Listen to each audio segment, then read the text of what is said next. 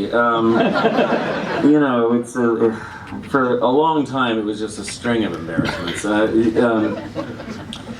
There's certainly a lot of stage stories, you know, in all that time I spent doing that.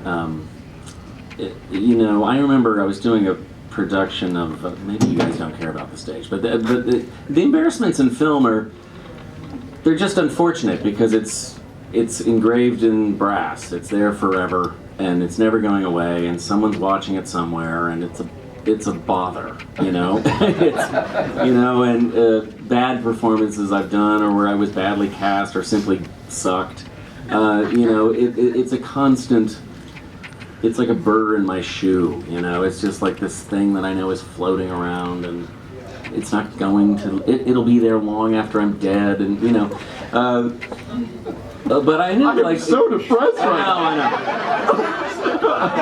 know. But you know, it's also part of the thing. It's like a dent in the armor. You know, it's part of what my career is made of. It's made of good and it's made of great things and not so great things, and the whole thing adds up to something, and that's whatever it is my career is, which is fine. You know, it can't all be good. And even Stan Laurel, must have done some crappy things, but. You know, I've done giant embarrassments in front of full houses where I remember I was doing a production of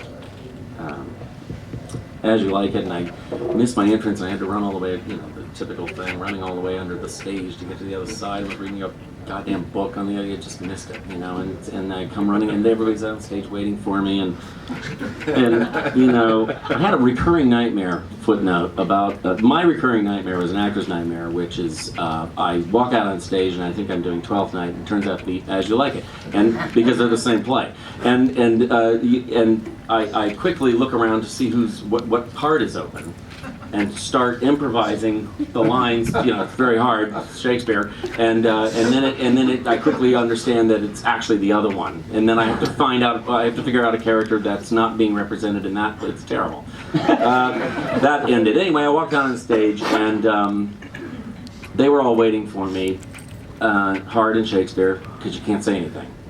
There's nothing to say, unless you can do, blank verse off the cuff, which is not easy. And I walked out, and everyone knew. The audience knew. We all knew. Yeah. And it was a disaster. And this is why it's worth saying in front of a microphone.